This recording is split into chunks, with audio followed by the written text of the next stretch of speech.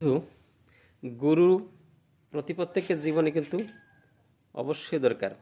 গুরুকে যদি ফলো যদি না করা যায়, একটা মানুষ কিন্তু বেফল পথে চলে। তাই গুরুকে প্রথম বরণ করতে হলে গুরুকে যাচাই করতে হবে, যেখানে গেলে আমার জীবনের সর্বাঙ্গীন বিকাশ হতে পারে, আমার জীবনের প্রত্যেকটা দিক আলোয় ভরে উঠবে, আর জীবন সম্পূর্ণ একটা বিকাশমুখী জীবন, এবং আমার দেখা দেখি যেন হাজার হাজার লোক সৎ হয়ে উঠতে পারে। সেটা হচ্ছে তেমন গুরুর প্রয়োজন।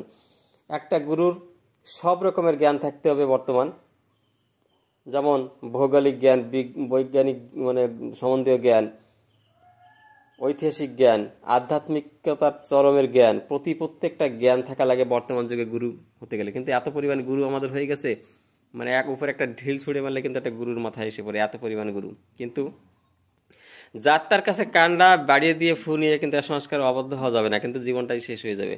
জীবনটা তখন ভাবো কি, আমি তো একটা মতের ভিতরে চলে গেছি, আমি কিভাবে অন্য মতে যাব? এটা কিন্তু একদমই নয়। বিবেকানন্দ, যে পৃথিবী বিখ্যাত ভক্তশ্রেষ্ঠ বিবেকানন্দ কথা সবাই জানি আমরা, বিবেকানন্দ কিন্তু 18 বার দীক্ষা নিয়েছিল। 18 বার দীক্ষা নিয়েছিল।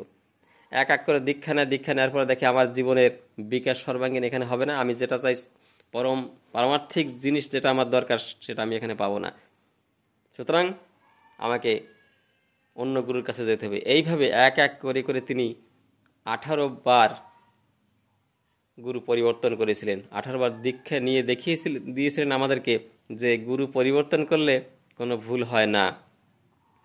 রামকৃষ্ণ পরমহংসদেব অবতার পুরুষ একজন, তিনি 4 বার দীক্ষা নিয়েছিলেন, এবং তিনি বলেছিলেন যার তার কাছে কানটা বাড়িয়ে দিয়ে এটা ফুনিয়ে নিলে হবে না। ফুনিলে হবে কি, আমার মনের ভিতরে একটা হবে আমি সংস্কার একটা অবদ্ধ হয়ে গেছি, আমি সংস্কারের বাধ্য হয়ে গেছি, আমি সবার সংস্কারতে আমি বেড়ে যেতে পারবো না। সংস্কারের জাল ছিঁড়ে বেড়ে যাওয়া কিন্তু অনেকটা কষ্টের ব্যাপার। তাই দীক্ষা না নিয়ে 2-4 জন্ম খালি কেটে যাক তাও ভালো, কিন্তু যার তার কাছ থেকে দীক্ষা নেওয়া যাবে না। এজন্য গুরুটা তেমন হওয়া লাগবে, সদ্গুরু হলে তার কোনো কথাই নেই। গুরু এমন হবে আমার ভিতরে যে অন্ধকার আছে সেই অন্ধকারকে দূরীভূত করে একটা আলোর রাজ্যের ভিতরে সৃষ্টি করে দেবে। গুরু সবসময় খেয়াল রাখবে, সবসময়ের জন্য, প্রতিটা ক্ষণ, প্রতিটা মুহূর্ত, প্রতিনিয়ত সবসময়ের জন্য গুরু আমার কথা ভাবা লাগবে, আমি গুরুর কথা ভাবা লাগবো। সে হচ্ছে গুরু। গু অর্থে অন্ধকার, রু অর্থে আলো। যে অন্ধকারের থেকে যে আমাকে আলোকে নিয়ে যেতে পারবে তিনি হচ্ছে গুরুর যোগ্য। বিপদ পথে হাত ধরে যে চলার কায়দা জানিয়ে দেয় তাকে জানিস গুরু বলে, অভয় পথে সেই তো নেয়। কত সুন্দর বাণী শ্রী ঠাকুর অনুকূলচন্দ্র বলেছেন। বিপদে আপদে সবসময় জন্য চলার কায়দা সে জানিয়ে দেবে, সঙ্গে থাকবে সবসময়ের জন্য। গুরু তেমনই হতে হয়।